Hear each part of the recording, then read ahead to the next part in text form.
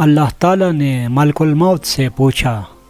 تجھ کو کسی بندے کی روح قبض کرتے وقت کبھی رحم بھی آیا یا نہیں؟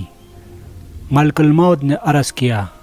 اللہ رب العزت، مجھ کو 2 ذی روحوں کی جان نکالنے میں کمال رقت ہوئی تھی، اگر تیرا حکم نہ ہوتا تو میں ہرگز ان کی جان نہ نکالتا۔ ارشاد ہوا، بتاؤ وہ 2 لوگ کون تھے؟ عرض کیا، ایک تو وہ بچہ تھا جو نیا پیدا ہوا تھا اور اپنی ماں کے ساتھ جہاز کے ٹوٹے ہوئے تختے پر تھا، بے سر و سامانی کی حالت میں بحر ویگران میں تیرتا جا رہا تھا۔ اس وقت اس بچے کا واحد سہارا تمام کائنات میں اس کی ماں تھی،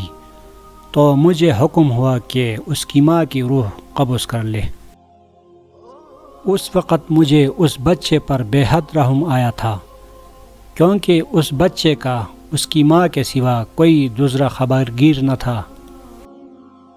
اور بھوکا پیاسا بچہ اپنی ماں کے دودھ کے لیے ترس رہا تھا، اور باری تعالیٰ دوسرا ایک بادشاہ تھا جس نے ایک شہر کمال ارزو سے ایسا بنوایا تھا کہ ویسا شہر دنیا میں کہیں نہیں تھا۔ جب وہ شہر تیار ہو گیا اور بادشاہ اپنے شہر کو دیکھنے پہنچا تو جس وقت ایک قدم اس کا شہر کے دروازے میں تھا تو مجھے حکم ہوا اور اس کی جان قبض کر لے۔ اس وقت بھی مجھے بہت رونا آیا تھا کہ وہ بادشاہ کیا کچھ حسرتاً اپنے دل میں لے گیا ہوگا۔ اللہ تعالیٰ نے فرمایا، اسرائیل، تمہیں ایک ہی شخص پر 2 بار رحم آیا ہے، کیونکہ یہ بادشاہ وہی بچہ شداد تھا جس کو ہم نے بغیر ماں باپ کے بنا کسی سہارے کے سمندر کی تیز و تند لہروں اور طوفانوں میں بھی محفوظ رکھا،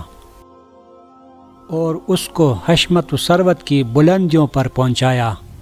اور جب یہ اس مرتبے کو پہنچا تو ہماری تابعداری سے منہ موڑا اور تکبر کرنے لگا اور آخر کار اپنی سزا کو پہنچا۔